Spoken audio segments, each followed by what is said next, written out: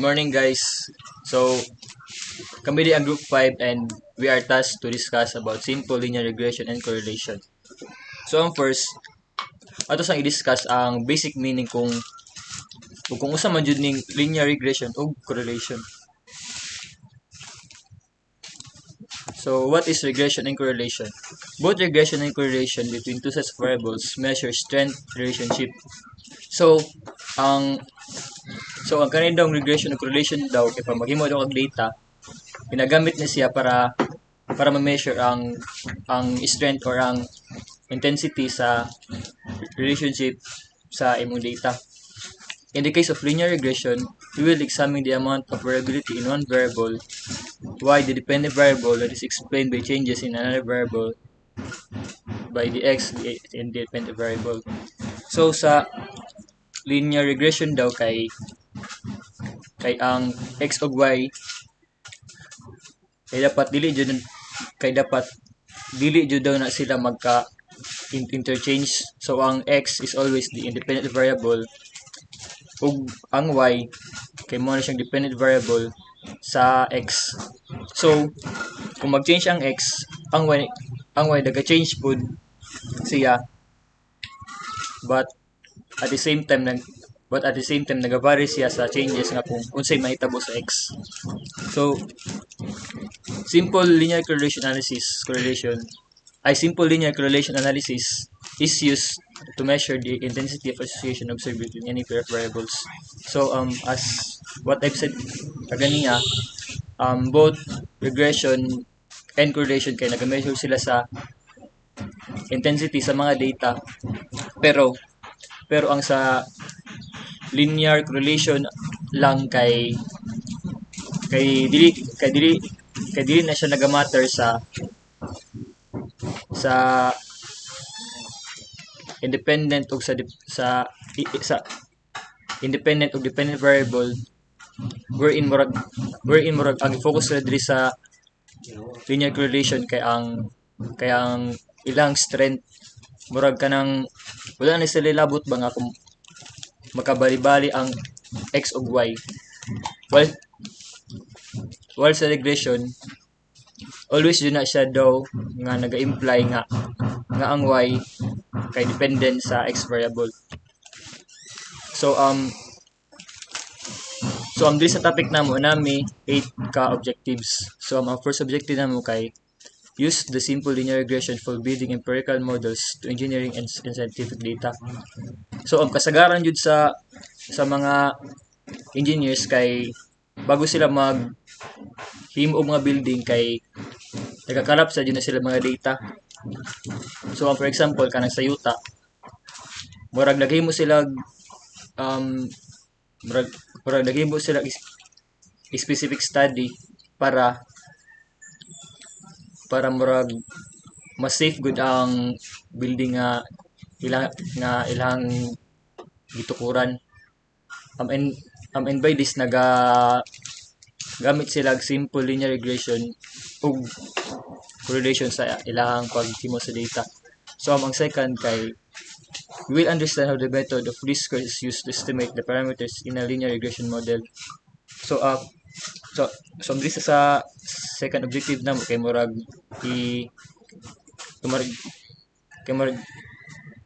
ipasabot namo sa inyo diri nga kung unsa paggamit ani linear regression model. So 3, analyze residuals to determine if the regression model is an adequate fit to the data or to see if any underlying assumptions are violated. So understandable naman ni. So 4, test a statistical hypothesis and construct confidence intervals and regression model parameters.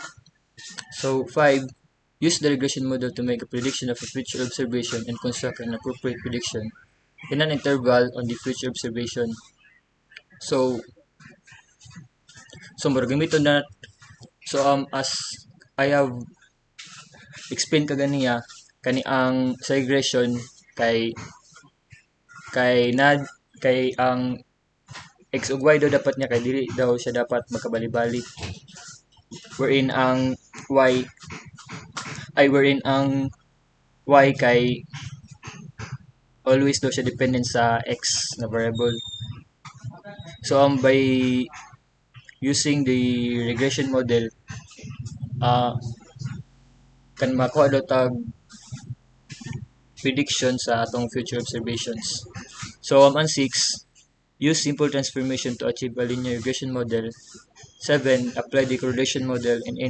And the last is to conduct a lack of fit test in the regression model where there are replicated observation.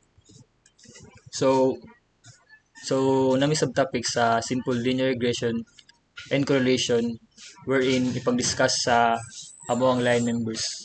So ang una kay ang empirical models, then the regression model in relationships, the least square approach, then followed by the correlation estimating the result of linear relation, then the hypothesis test in simple linear regression, the use of t-test, analysis of variance approach to the significance of regression, prediction of new observations, adequacy of the regression model, residual analysis, coefficient determination, and lastly the correlation.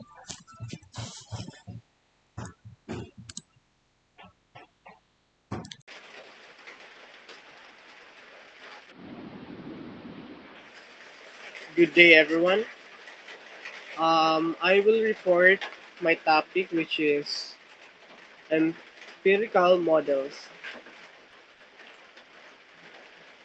Many problems in engineering and science involve exploring the relationships between two or more variables.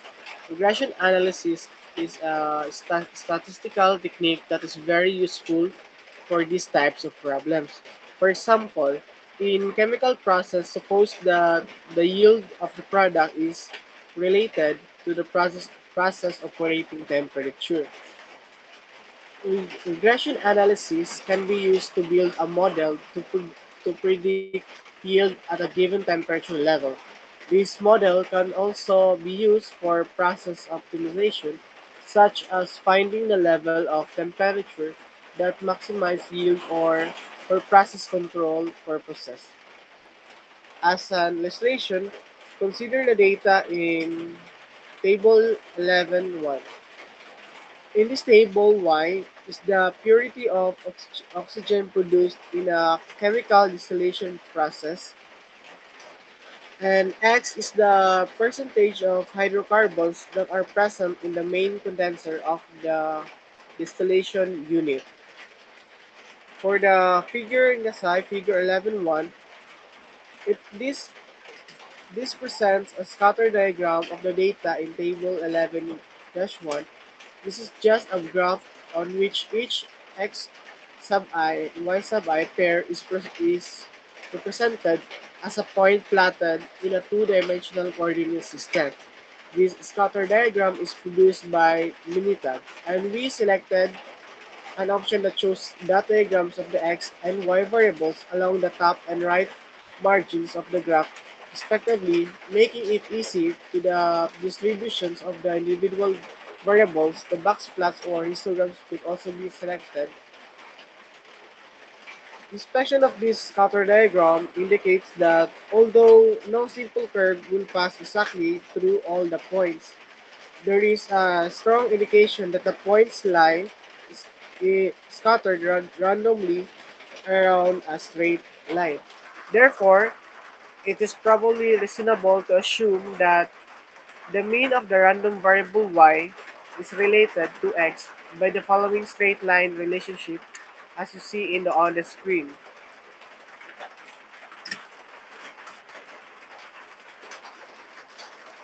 where where the slope and intercept of the line are called regression coefficients, while the mean of y is a linear function of x. The actual observed value of y does not fall exactly on a straight line. The appropriate way to generalize this to a probabilistic linear model is to assume that the expected value of y is a linear function of x, but that for a fixed value of x, the actual value of y is determined by the mean value function, the linear model, plus a random error term, say this formula you see on the screen, where is the random error term, we will call this model the simple linear regression model because it has only one independent variable or regressor. Sometimes a model like this will arise from a theoretical relationship. At other times, we will have no theoretical knowledge of the relationship between x and y, and the choice of the model is based on inspection of a scatter diagram, such as we did with the oxygen purity data. Uh, Next is we then think of the regression model as an empirical model. To gain more insight into this model, suppose that we can fix the value of x and observe the value of the random variable y. Now, if x is fixed, the random component on the right-hand side of the model in equation 11-1 determines the properties of y. Suppose that the mean and variance of are 0 and 2 respectively. Then cursor there. Then notice notice that this is the same relationship that we initially wrote that empirically from inspection of the scatter diagram in figure 11-1 as what I shown before before the slide. The variance of y given x is here you see on the screen.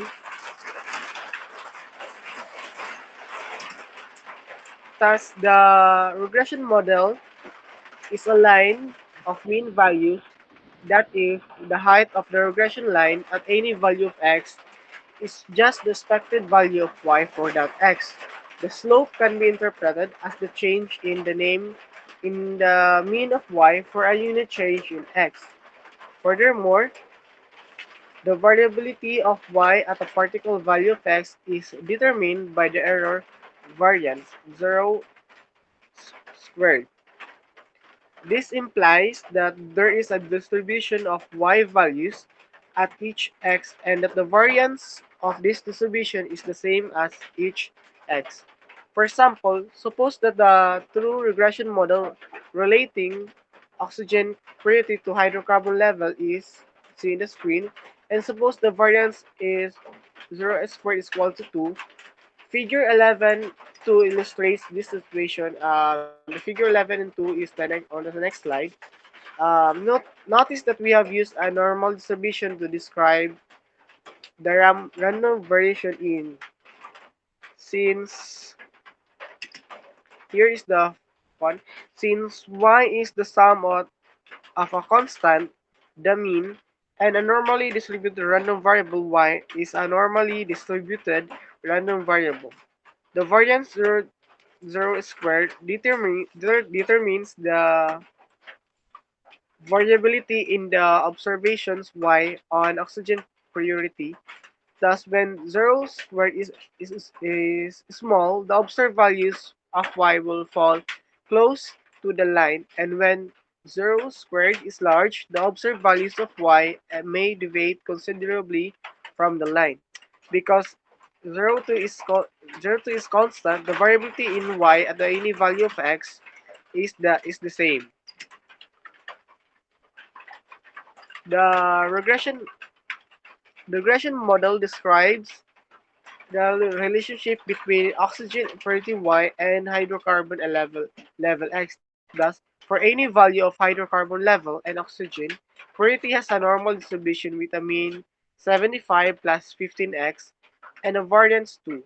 For example, if x is equal to 1.25, y has mean value of 75 plus 15 1.25 equals 93.75 and a variance of 2. Then, in the most real-world problems, the values of the intercept and slope b sub 0 and b sub 1 and the error variance 0 squared will not be known, and they must be estimated from the sample data. Then, this fitted regression equation or model is typically used in prediction of future observations of y or for estimating the mean response at a particular level of x. To illustrate, A chemical engineer might be interested in estimating the mean per oxygen produced when the hydrocarbon level is X equals 1.25%. That's all. Thank you. Next, the next reporter will report the next topic. So the next topic will be the regression modeling linear relationships, the least squares approach. So first, let us define what is linear relationship. So a linear relationship or linear association is a statistical term used to describe a straight line relationship between two variables. So this can be expressed either in a graphical format where the variable and the constant are connected via a straight line, or in a mathematical format where the independent variable is multiplied by the slope coefficient added by a constant which determines the dependent variable. So mathematically, a linear relationship is one that satisfies the equation y equals mx plus b, where m is the slope and the b is the y-intercept. Linear function can be used to model a linear relationship between two types of quantities. The graph of a linear function is a straight line. So let's proceed with this method. So what is the least squares method? So the least squares method is a form of mathematical regression analysis used to determine the line of best fit for a set of data, providing a visual demonstration of the relationship between the data points. So each point of data represents the relationship between a known independent variable and an unknown dependent variable. So the least squares method, it provides the overall rationale for the placement of the line of best fit among the data points being studied. So the most common application of this method, which is sometimes referred to as linear or ordinary, aims to create a straight line that minimizes the sum of the squares of the errors that are generated by the results of associated equations, such as the squared residuals resulting from the differences in the observed value and the value anticipated based on that model. So this method of regression analysis begins with a set of data points to be plotted on an x and y-axis graph. So an analyst using the least squares method will generate a line of best fit that explains the potential relationship between independent and the dependent variables. So when we say line of best fit, what does it mean? So a line of best fit is a straight line that is the best approximation of the given set of data. This can be roughly determined using an eyeball method by drawing a straight line on a scatter plot so that the number of points above the line and below the line is about equal, and the line passes through as many points as possible. So a more accurate way of finding the line of best fit is using this method, which is the least square method. To use these following steps to find the equation of line of best fit for a set of ordered pairs from x sub 1, y sub 1, x sub 2, y sub 2 to the nth term. So the step 1 will be, we have to calculate the mean of the x values and the mean of the y values. With the equation, this is for the getting the mean of the x values, and also this equation for getting the mean for the y values. So the next step is, which is step 2. So here we can see here the formula of the slope. So The following formula gives the slope of the line of best fit, so which is this one. We are familiar with this from our previous lessons in the previous years, like in the senior high school, which is in the statistics rather. So the third step is we have to compute the y-intercept of the line by using the formula, which is this one. So, and the last step, which is the step 4, is we have to use the slope and the y-intercept to form the equation of the line. So we have one example here.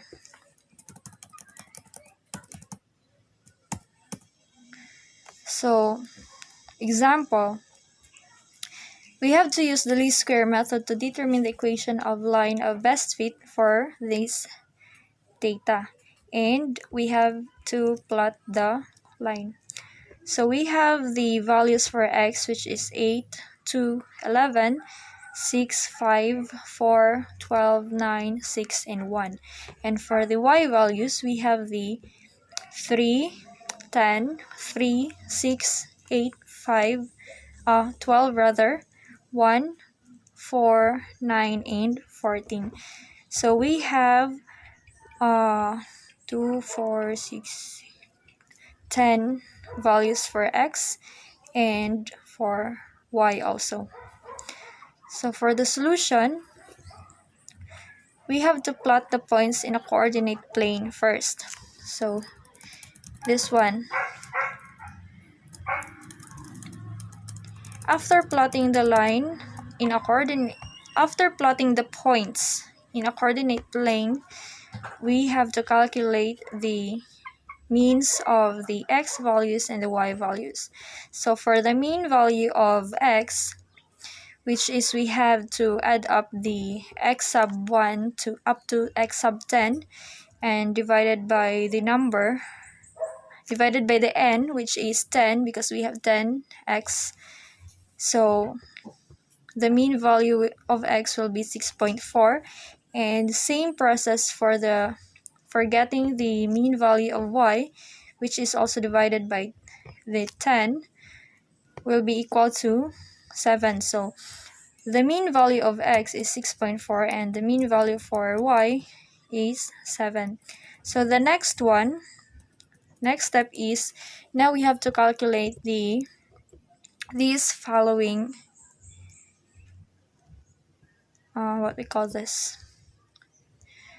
these following coefficients for each I. So we have 10 i's.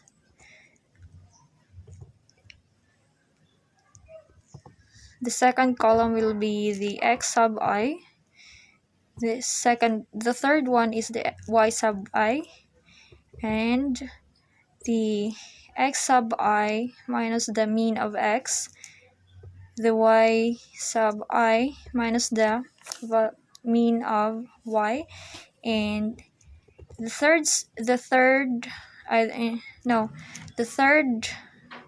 fourth column, or this one, the third one, this line, will be multiplied by the result of this column, the fifth column. So the fourth column, the fifth column will be multiplied, and we have to get the summation of this. And the last column is that we have to square this one, the fourth one in the table. So we have to square it, and we have also to get the summation of this one. So after that, we have to calculate the slope by using this formula. So since we have already the value of this for this summation, as we can see in the table at the end part, so we just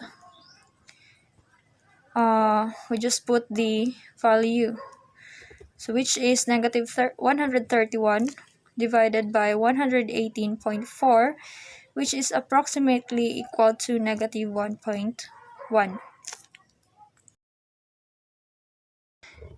We will now calculate the y-intercept, so we have to use this formula. So we will just need to put up the values for each of these. So we will have 7 minus the quantity of negative 1.1 multiplied by the 6.4. So since we have both negatives, this will become plus sign. So we have 7 plus 7.04. So our y-intercept is approximately equal to 14. So after that, we have to use the slope and the y-intercept to form the equation of the line of best fit. So we have the slope of the line, which is negative 1.1, and the y-intercept, which is 14. So from the graphical data that we have earlier, we have to draw the line on the scatter plot, which will look like this. So this will be now our equation of the line of best fit. So we have y is equal to negative 1.1x plus the plus 14. So that's all. Good morning, everyone. I am Nicril Julian R. Lariba, and I will be reporting correlation, estimating the strength of linear relation. Correlation is defined as the association of or between two variables.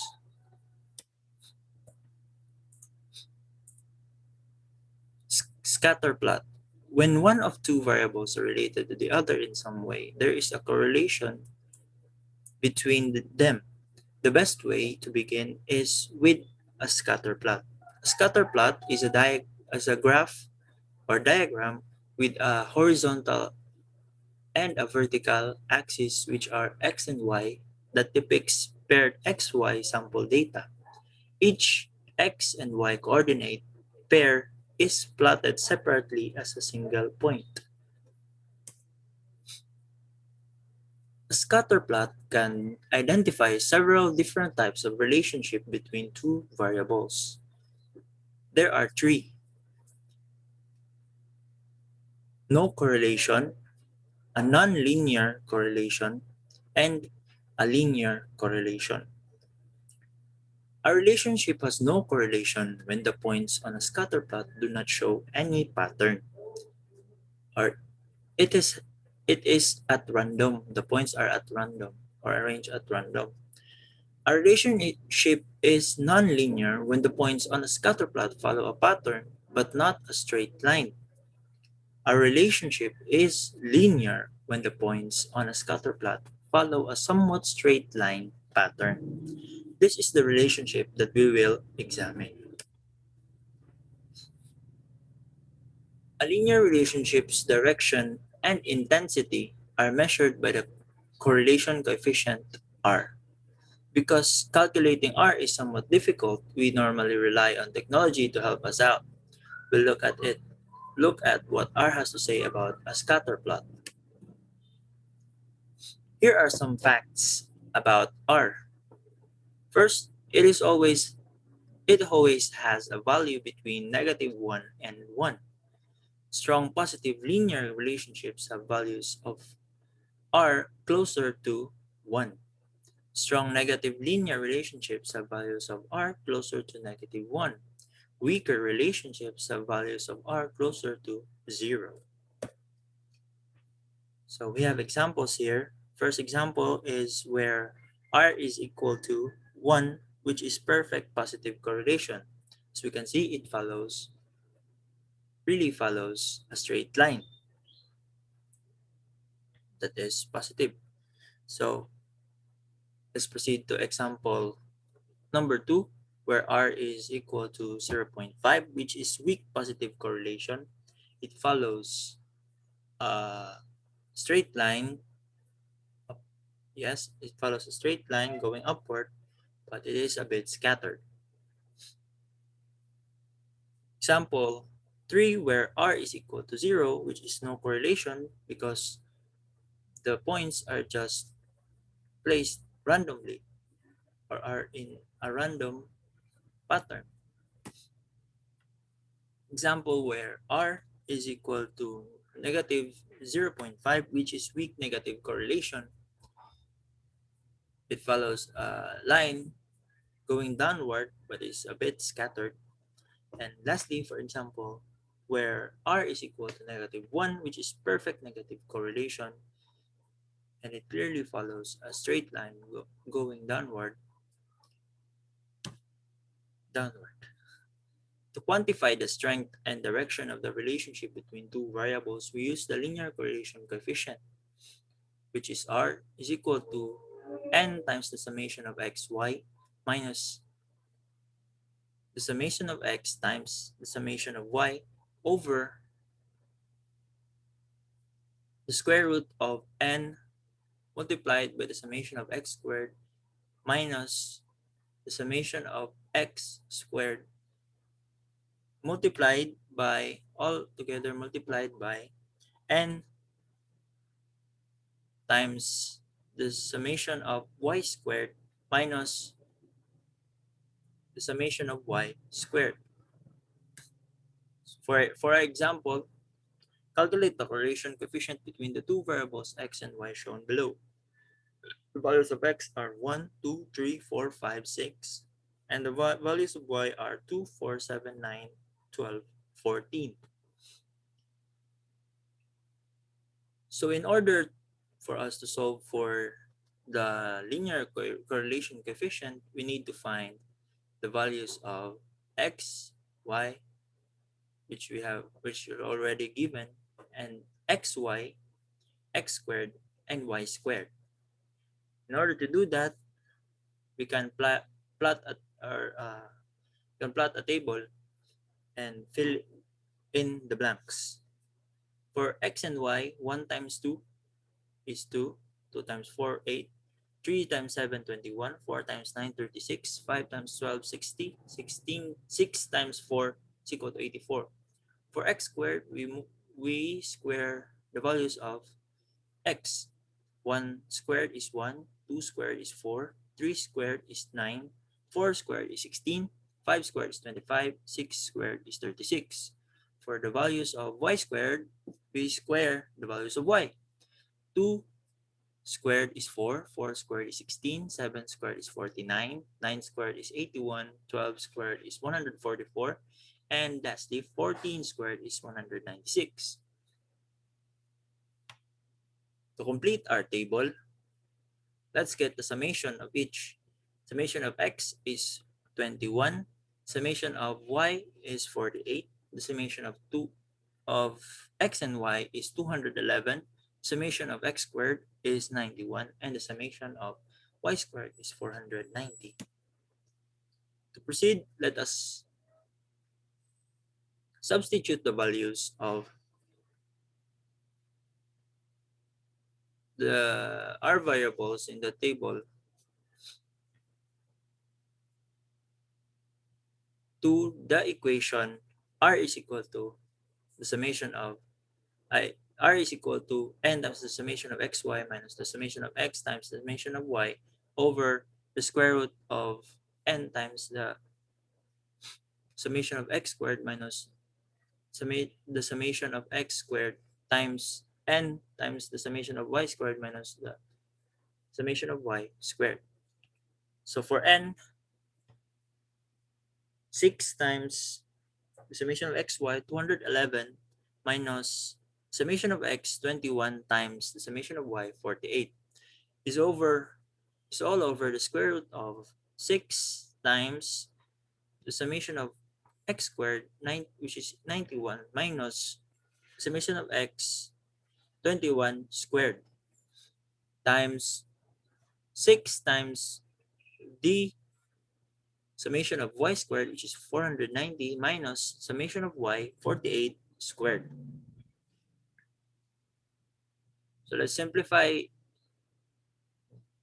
it it it will be equal to 1266 minus 108 all over the square root of 456 minus 441 times 2,940 minus 2,304, which will all be equal to 258 over the square root of 105 times 636. So R will now be equal to 258 over the square root of 66,780. So we'll calculate it.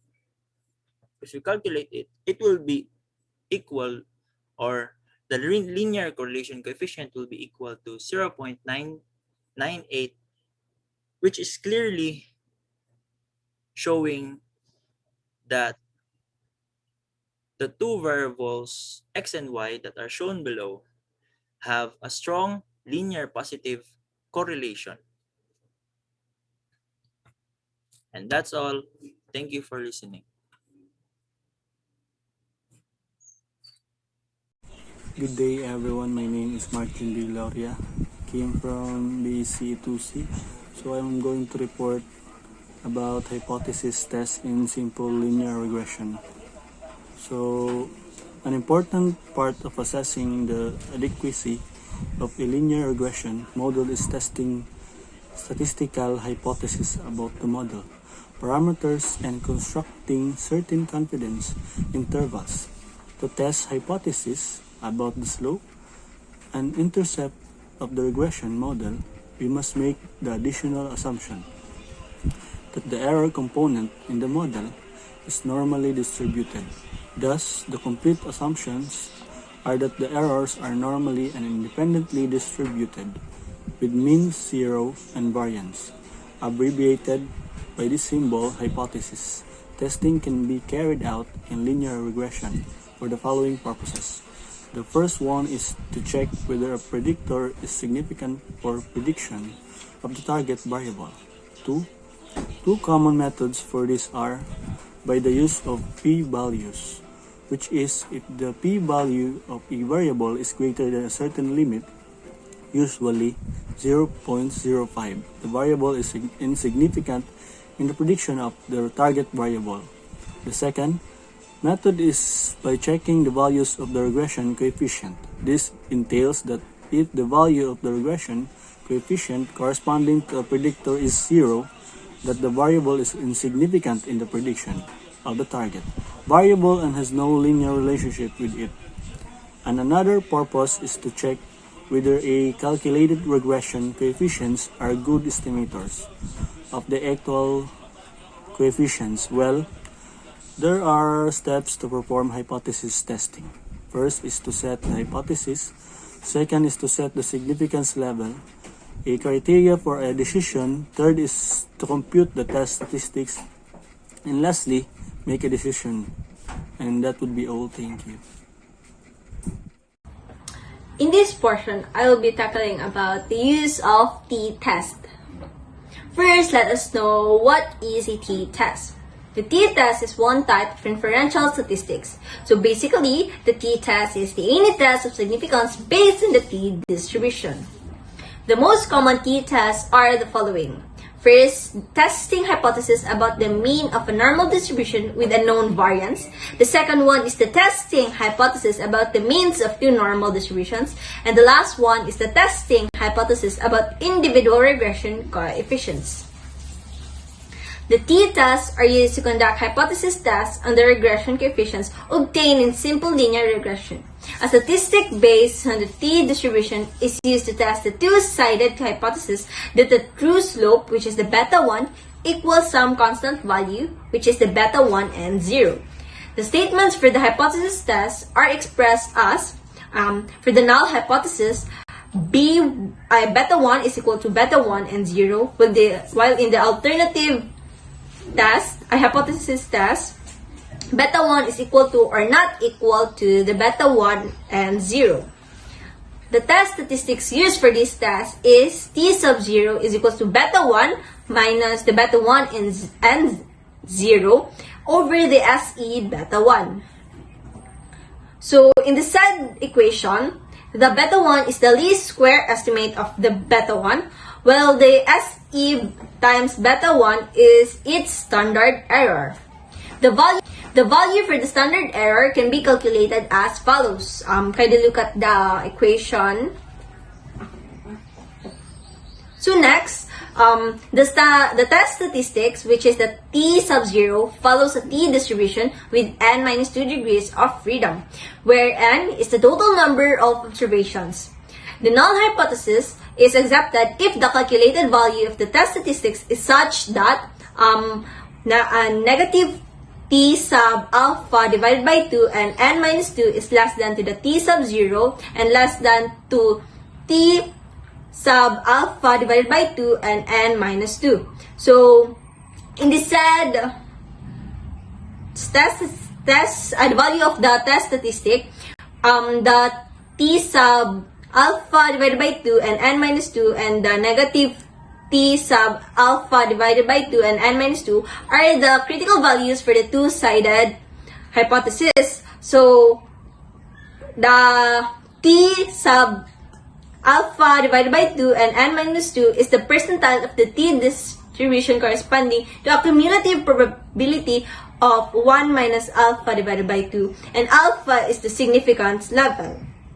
If the value of the beta 1 and 0 used is 0, then the hypothesis tests for the significance of regression. In other words, the test indicates if the fitted regression model is of value in explaining variations in the observations, or if we are trying to impose a regression model when no true relationship exists between the x and its y. Failure to reject the null hypothesis, which is that beta 1 is equals to 0, implies that no linear relationship exists between x and y. These results may be obtained when the scatter plots of against are shown in the following slides. So this is the scatter plot that I am talking about. So let's talk about the first portion. So in the A portion, it represents the case where no model exists for the observed data. So in this case, you would be trying to fit a regression model to noise or random variation. Well, in the B portion of the scatter plot, it represents the case where the true relationship between x and y is not linear. While in the C and D portion of the scatter plot, it represents the case when the null hypothesis is equal to beta 1 is equal to 0 is rejected, implying that a model does exist between x and y. So in the C portion of the scatter plot, it represents the case where the linear model is sufficient. While in the following figure, in the D portion of the scatter plot, it represents the case where a higher order model may be needed. A similar procedure can be used to test the hypothesis on the intercept. So there is another procedure used in testing the hypothesis on the intercept. So this is the other test statistic used for this case. So t sub 0 is equal to beta 1 minus beta 1, 0, and 0 over the SE times the beta 0. So in the said equation, the beta 0 is the least square estimate of the beta 0. And the SE times the beta 0 is its standard error, which is calculated using the equation below. So that's all for the use of t-test. Thank you.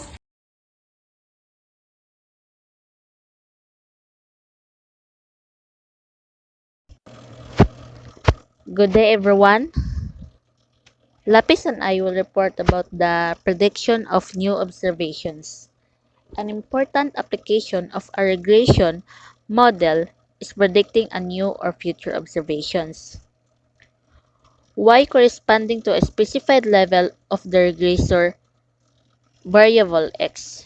If x sub 0 is the value of the regressor variable of interest, y head sub 0 is equals beta head sub 0 plus beta head sub 1 x sub 0 is the point estimator of the new or future value of the response y sub 0. Suppose we wish to construct a prediction interval on a future observation y sub 0 corresponding to a particular level of x, say x sub 0. The point estimate would be this formula. Kanang y sub 0 equals beta head sub 0 plus beta head sub 1 x sub 0. Now, consider obtaining an interval estimate for this future observation y sub 0. This new observation is independent of the observations used to develop the regression model. Therefore, the confidence interval for mean y at sub x at x sub 0 in equation 1131 is inappropriate since it is based only on the data used to fit the regression model.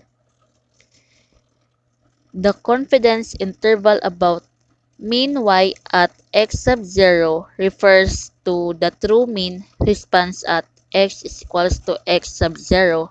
That is a population parameter, not the future observation.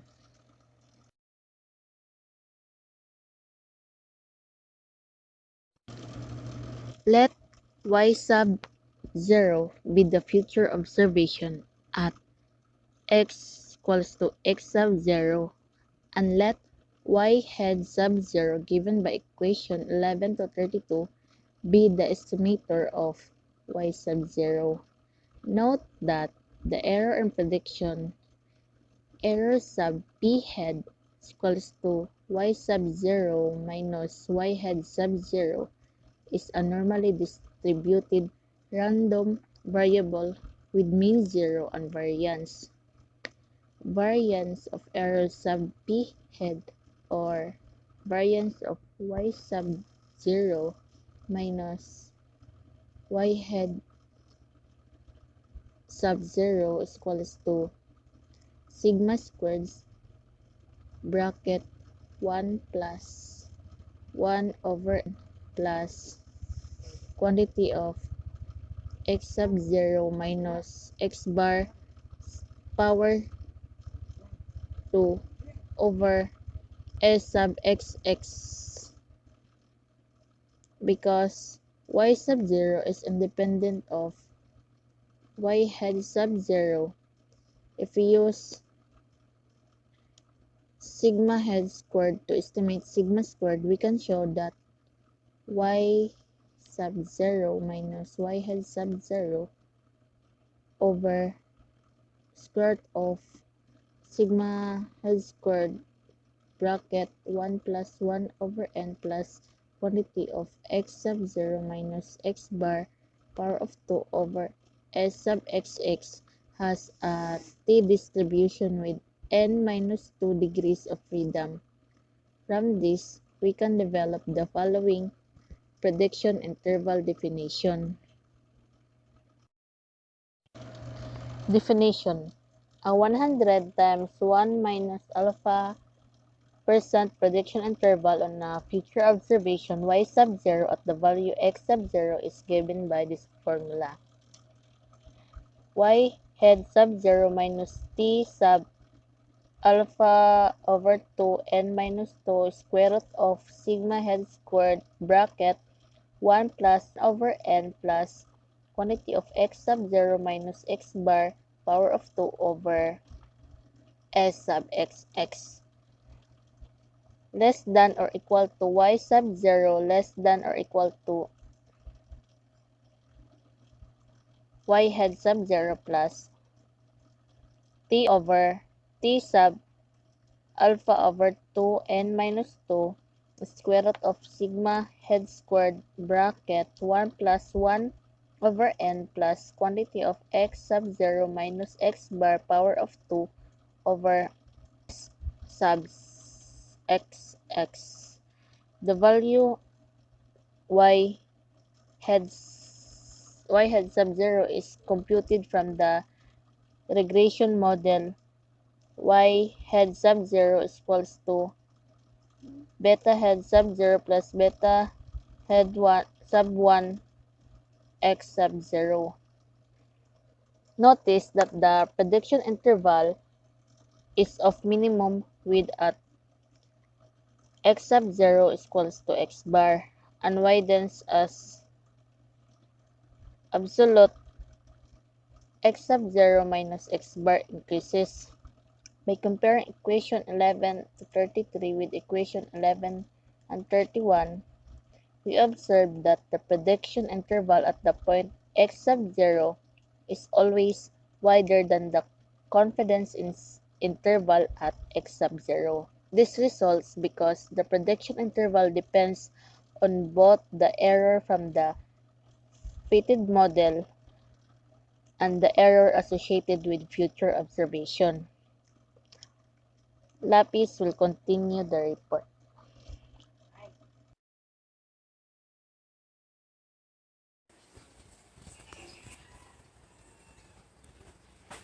Here is the example of prediction interval. So to illustrate the construction of a prediction interval, suppose we use the data in example 11.1 and find a 95% prediction interval on the next observation of oxygen purity at x sub O equals 1% using equation 11.33 and recalling from example 11.5 that y sub O is equals 89.23. We find that the prediction interval is, so we use the formula of prediction interval here and we substitute its values.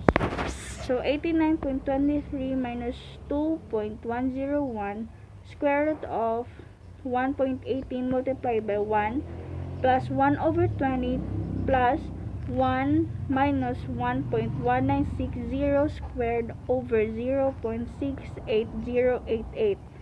So less than or equal y sub O less than or equal 89.23 plus 2.2101 square root of 1.18 multiplied by 1 plus 1 over 20 plus 1 plus minus 1.1960 squared over 0.68088. So here is the scatter diagram. It shows the correlation between the two, between the oxygen purity and the hydrocarbon level. So in figure 11.8, scatter diagram of oxygen purity data from example 11.1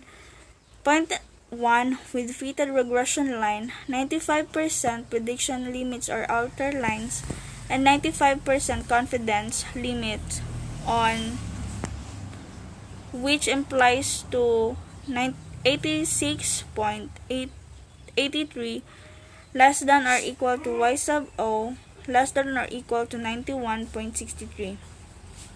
Minitab will also calculate prediction intervals.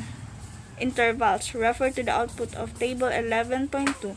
The 95% pi on the future observation of x sub O is equals 1 is shown in the display.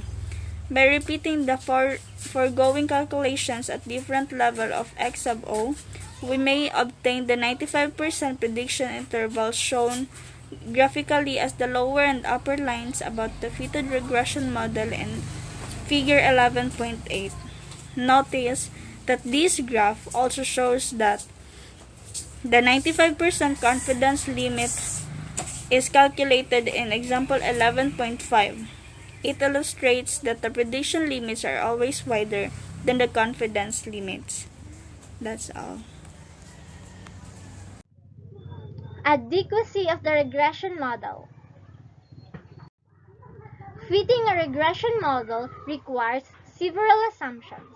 Estimation of the model parameters requires the assumption that the errors are uncorrelated random variables with the mean, zero, and constant variance. When we use linear regression to model the relationship between a response and a predictor, we make a few assumptions. These assumptions are basically requirements that must be met before we can draw a conclusions. From models, estimates or use a model to make a prediction.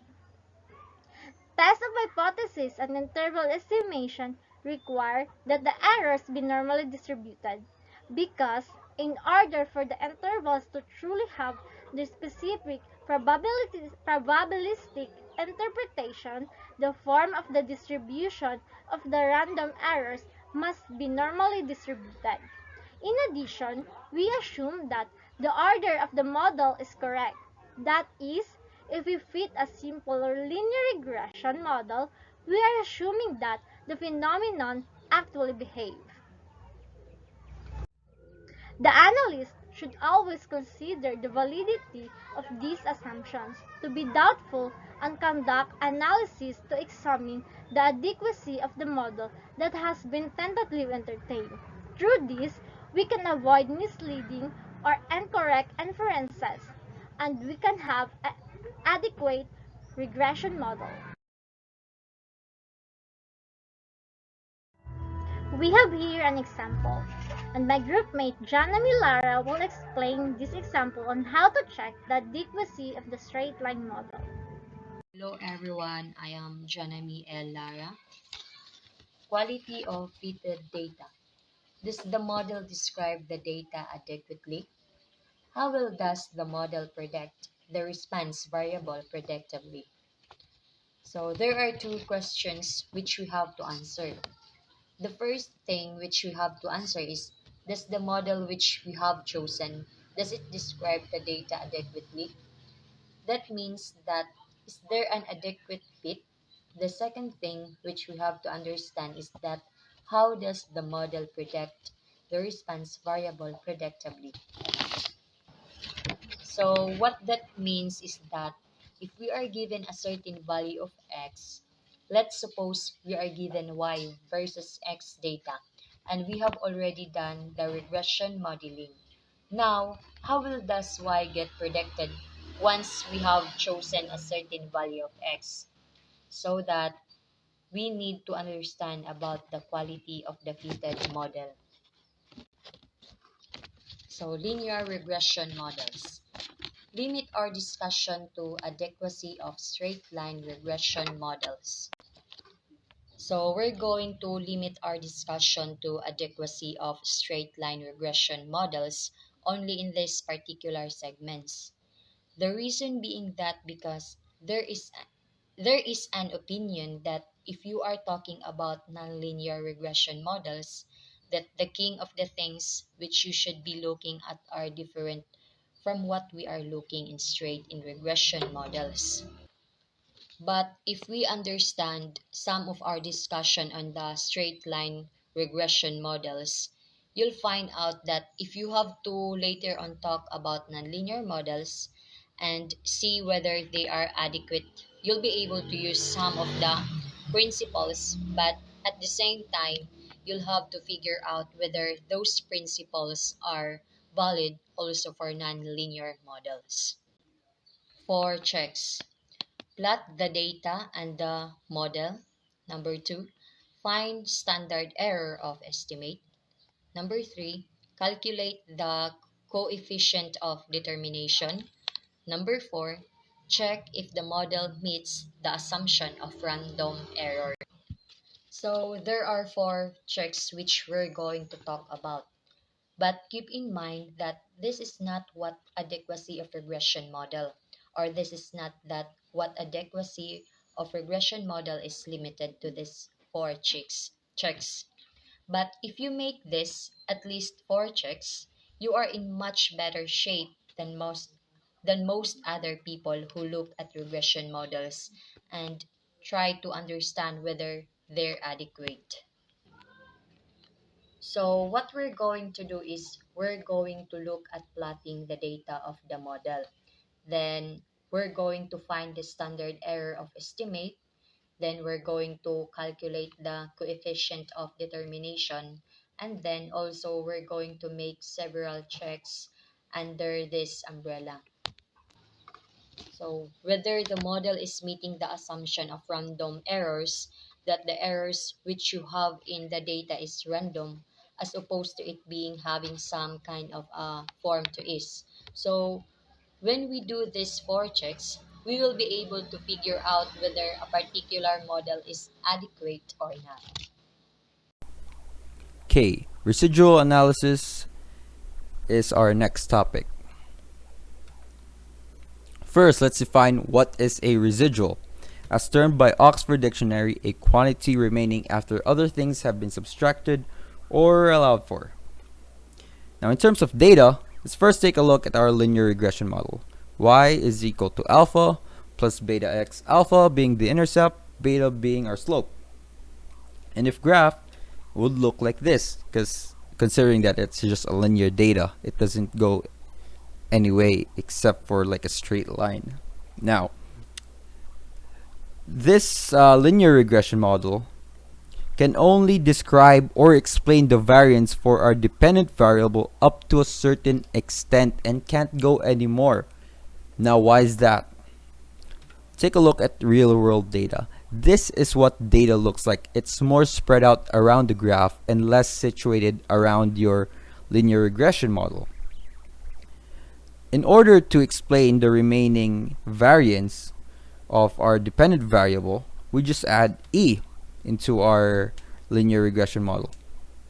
E basically is your error or your residual and can easily be solved by our observed value or observed data then minused with our expected data. Why analyze residuals? It would tell us how good our model fits in the data we have. And second, it would tell us if the model is even appropriate for the data. Now, properties of residuals. Residuals has properties too, just to make sure your linear regression model is well centered into the data plots. Now, first, the sum of residuals is always equal to 0. Second, the mean of the residuals is always equal to 0, which actually makes a lot of sense considering that in order to find the mean, you just add all the residuals, then divide it by how many residuals you have. 0 divided by anything is still equal to 0. Now, let's look at residual plots. How to interpret residual plots? Well, they're very easy to understand. Just think of this as your linear regression model, but being tilted in a horizontal orientation, which actually makes visual interpretation of the residual plots much easier. As you can see on this first quadrant, the residuals are actually scattered across the graph, which suggests that a linear regression model may be used to interpret this. And contrast to that is the second, third, and fourth quadrant. As you can see, the residuals follow a specific non-random pattern, which suggests that other methods should be used to represent the data besides using a linear regression model. And that's all for residual analysis. Coefficient of determination. The coefficient of determination is a statistical measurement that explains how difference in one variable can be explained by the difference in a second variable when predicting the outcome of a given event. In other words, this coefficient which is more commonly known as R squared, assesses how strong the linear relationship is between two variables and is heavily relied on by researchers when conducting trend analysis. In a nutshell, coefficient of determination, it is a measure of proportion of variability independent and can be explained also by the dependent variable, which is more helpful on researchers because it gives percentage of the variation in the dependent variable that is explained by the regression. So we have the formulas of coefficient of determination. R squared is equals to the SSR all over the SST, where SSR is the sum of squared regression, also known as the variation, explained by the model. And SST is the total variation in the data, also known as sum of squared total. SSR is equals to the summation of y sub I hat minus y bar squared. And SST is equals to the summation of y sub I minus y sub bar squared, where y sub I is the y value of observation I, and y bar is the mean of y value, and y bar hat is the predicted value of y for observation I. So the coefficient of determination r squared is the ratio of explained variation in y to the total variation in y. R squared is equal to the explained variation all over the total variation. The correlation coefficient of the number of times absent and final grade is R equal to negative 0.975. The coefficient of determination is now squared both sides, then we have a result of 0.9506, which can be interpreted about 95% of the variation in final grades can be explained by the number of times as a student is absent. The other 5% is the unexplained and can be due to sampling error or other variables such as intelligence, amount of time studied, etc. Good day, everyone. My name is Cerebel Alayupan, and our next topic is about correlation. So correlation measures the strength of a linear relationship between two variables, x and y. It's that never mentioned, often ignored qualifier that can trip you up. It is a statistical based and thus mathematics based information analysis technique. It consists of analyzing the relationship between at least two variables, two fields of a database, or of a log or raw data. The result will display the strength and direction of the relationship.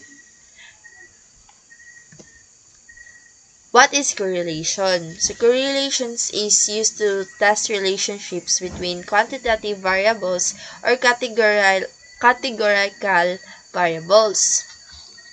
So correlation coefficient. Correlation coefficient is a way to put a value to the relationship. Correlation coefficients have a value between 1 and -1 and +1. A 0 means there is no relationship between the variables at all, while -1 or 1 means that there is a perfect negative or positive correlation. Negative or positive correlation here refers to the type of graph the relationship will produce. And correlation coefficients are indicators of the strength of the linear relationship between two different variables, the x and y. A linear correlation coefficient that is greater than 0 indicates a positive relationship. A value that is less than 0 signifies negative. Finally, a value of 0 indicates no relationship between the two variables x and y. These correlations are used to measure the strength of a linear relationship between two variables, and it is a measure that determines the degree to which the movement of two different variables is associated.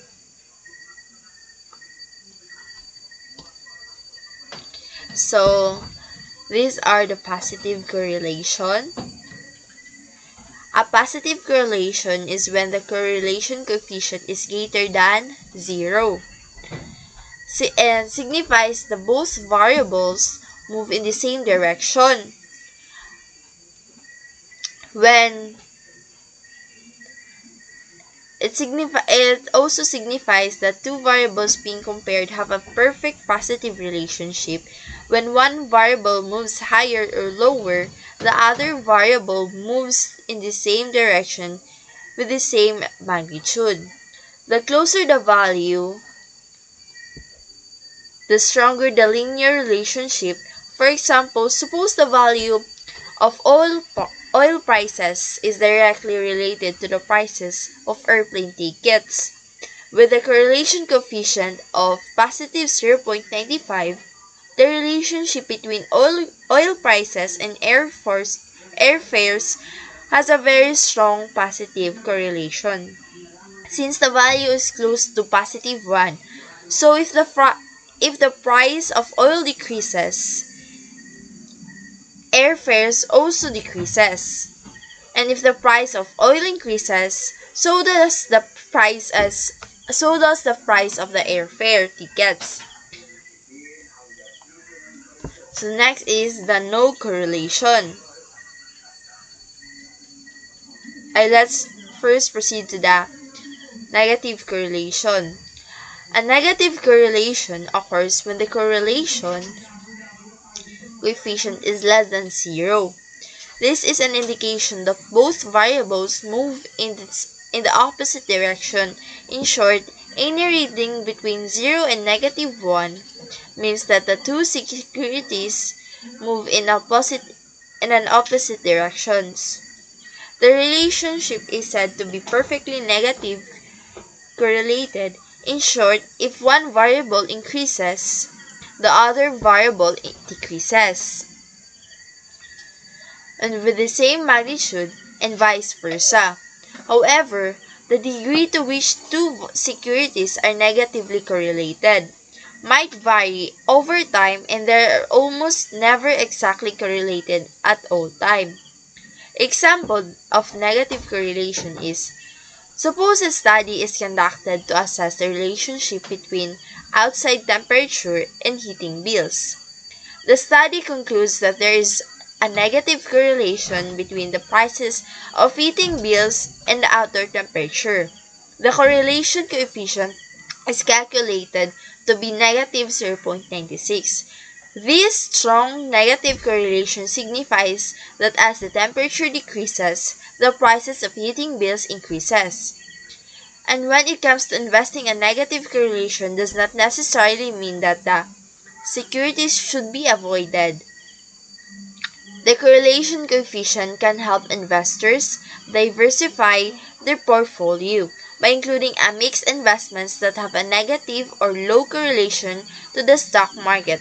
In short, when reducing volatility, risk in portfolio, sometimes opposites do attract. So, there are four types of correlation. First one is the person correlation.